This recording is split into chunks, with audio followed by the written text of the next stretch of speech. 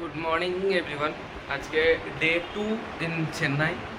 তো আমি চলে এসেছি চেন্নাইতে। চেন্নাই চলে এসে এটা স্টে নিয়ে নিয়েছি রাজা পিজি। এখানেতে পার ডে 400 টাকা করে নিচ্ছে।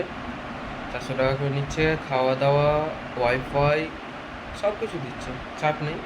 এখানে সব থেকে ভালো ব্যাপার হচ্ছে জামা কাপড় কেচে দিচ্ছে 15 টাকা দিয়ে। 7-8টা থাকলে 15 টাকা নিচ্ছে, কেচে দিচ্ছে, কোনো অসুবিধা নেই।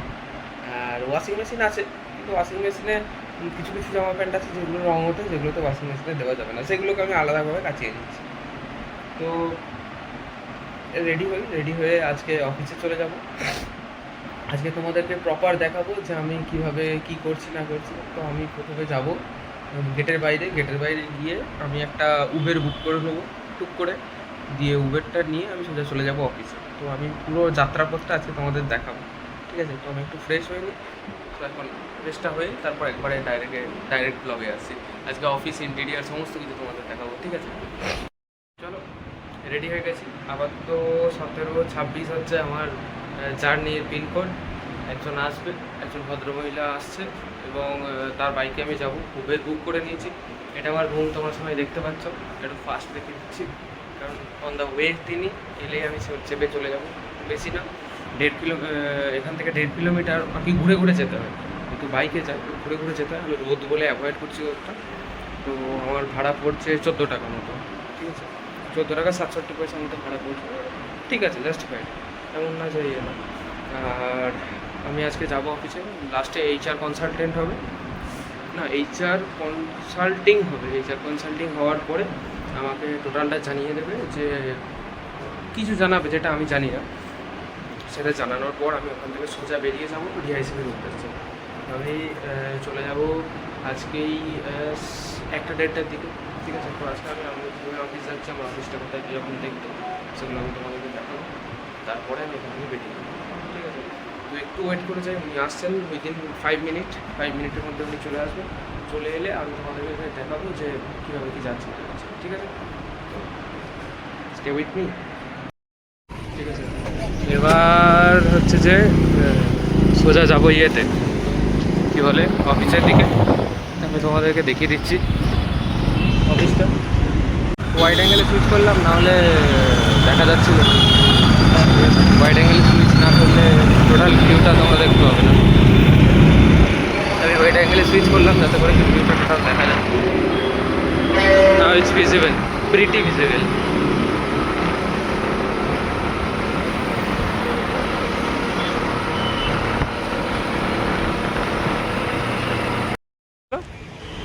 আমাদের কোম্পানিতে ঢুকে গেছি। ওখানে কোয়ারি করার পরে ডাইরেক্ট আমি কোম্পানিতে চলে যাব, ঠিক আছে? আর এইসব কিছুর মাঝে তোমরা দেখতেই পাচ্ছ স্পিড 400টাকে খুব ভালো লাগছে দেখতে। তো ডাইরেক্ট আমি অফিসে ঢুকে যাই। 3rd ফ্লোরে গিয়ে আমি তোমাদেরকে অফিসের ইন্টেরিয়রটা দেখাবো। এখন নয়, আপাতত যাই, গিয়ে তারপর দেখি আজকে কী হচ্ছে না হচ্ছে। টাটা।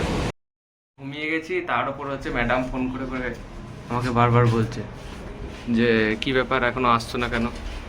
ওকে বললাম ঘুমিয়ে গেছি, যাই তারপর। এইমাত্র অফিসে এলাম, এসে এবার দেখতে পাচ্ছ আমার অফিসটা, ঠিক আছে? তো আপাতত আমি আমার ডেস্কে বসে গেছি। আমি কিছুক্ষণ এখানে বসবো, তারপর মদন স্যার আসবে। মদন স্যার এসে আমাদের যেগুলো আর কি বলবে সেগুলো শুনে নেবো। শুনে নিয়ে আমাদের যা যা কনসাল্ট করার আছে সেগুলো কনসাল্ট করে এখান থেকে যত তাড়াতাড়ি হোক বেরিয়ে যাবো ডিআইসিবির উদ্দেশ্যে। এখানে আসার পর থেকে এখানে আসার পর থেকে আমার বিরাট কষ্ট হচ্ছিল যে কারোর সঙ্গে কথা বলতে পারছি না, কিছু করতে পারছি না।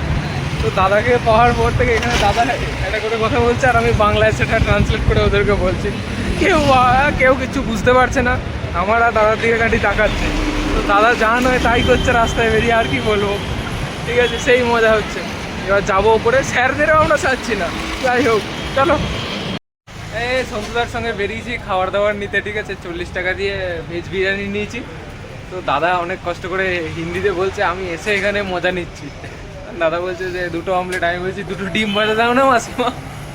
কেউ বুঝতে পারছে না, মুখের দিকে তাকাচ্ছে। হ্যাঁ, তো টোটাল 2টো ডিম ভাজা আর একটা ইয়েতে 70 টাকা মতো বিল হয়েছে। করে নিয়ে তারপর গিয়ে অফিসে বসে বসে খাবো, ওখানে দেখিয়ে দেবো। এটা হচ্ছে আমাদের খাবার। দাদাকে এটা দোকানদার ভুলভাল বুঝিয়ে দিয়ে দিয়েছে, দাদা ভালো লাগছে না খেতে, কিন্তু খাওয়ার অপশন ছাড়া তো উপায় নেই। কি দাদা ভালো লাগছে খেতে? ভালো ভালো লাগছে খুব ভালো। আমাকে ভেজ বিরিয়ানি খুব ভালো লাগছে, আমাকে ভেজ বিরিয়ানি এটা দিয়েছে। দাদা এমন পজিশন নিয়েছে যে দেখতে পাচ্ছ এখানে সবাই খাওয়া দাওয়া করছে। দাদাও এবার একটু পরে একটু মজা করবে, আমরা খাওয়া দাওয়া করে নিই, তারপর আবার নিজের ফর্মে ফিরবো নাকি দাদা? একদম একদম। তাহলে এবার দেখা যাক। এখান থেকে আমাকে বলে দিল যে ডাইরেক্ট ডিআইসিবি বৃহস্পতিবার মঙ্গলবার জয়েন করতে হবে। কারণ হচ্ছে যে মঙ্গলবার জয়েন করতে বলছে, কারণ এখানেতে আজকে ছুটির পরেতে 1-2 দিন মানে এদিক ওদিক হবে। আজকে তো আমাকে ইন করতে দেবে না ওখানে, যেহেতু আমার গেট পাস হয়নি। তারপরে আমি যাব একবারে মঙ্গলবার দিন, কারণ সোমবার দিন এখানে নতুন বর্ষ, তামিলের নতুন ইয়ার আর কি স্টার্ট হচ্ছে, তো তার জন্য ছুটি থাকবে। তারপরে আমি ওখানে ডাইরেক্ট চলে যাবো। তো অফিস থেকে বেরোলাম, শ্রেণী স্যার বললো যে আমার এখানটা একটু ঘুরে দেখা উচিত, আমি এখানে একটু ঘুরে দেখে নেবো, তারপরে এখান থেকে বেরিয়ে যাবো। তো টাটা। তো আমি রুমে চলে এসেছি। রুমে চলে এসে আমি দেখলাম যে আমাকে করতে হবে, একটু ফ্রেশ হয়ে নিতে হবে। ফ্রেশ হয়ে নেওয়ার পর আমি একটু রেস্ট নেবো। কারণ হচ্ছে ডিআইসিবিতে আমার যেতে হলে কালকে মর্নিংয়ে আমি যাব। তার রিজন হচ্ছে ওখানে থাকতে গেলে আমাকে রুম লাগবে। দাদারা আছে ওখানে, সন্তুদা ওখানে রুম দেখছে। সন্তুদা রুম দেখার পর কত কি ভাড়া হচ্ছে না ভাড়া হচ্ছে সেগুলো আমি পে করব, মানে সিকিউরিটি মানিটা পে করার পর আমি ডাইরেক্ট ওখান থেকে বেরিয়ে যাবো। সন্তুদা এই মাত্র ফোন করেছিল আমাকে বললো যে ওখানে যে রুম দেখা হয়ে গেছে, 10,000 টাকা মতো ভাড়া পড়ছে 3 জনাকার, মানে 1 BHK ফ্ল্যাট, 10,000 টাকা ভাড়া, আর 21,000 টাকা সিকিউরিটি মানি, মানে ডিপোজিট মানি। ঠিক আছে, ডিপোজিট মানিটা আমাদের 3 জনাকেই দিতে হবে। তাহলে 21,000কে 3 দিয়ে ভাগ করলে 7,000 করে পার হেড দিতে হবে এই মাসটাতে। তারপর যখন আমি রুম ছাড়বো তখন ওটা ফেরত পেয়ে যাবো, আর আমাকে আপাতত কিছু দিতে হচ্ছে না। পার মান্থলি আমাকে 3,333 টাকা করে দিতে হচ্ছে, ওটা আমার রুম চার্জ। আমি যাই ওখানে নেক্সট মর্নিংয়ে আমি যাই, বা যাওয়ার পরে আমি তোমাদেরকে দেখাবো রুমটা কেমন কি না।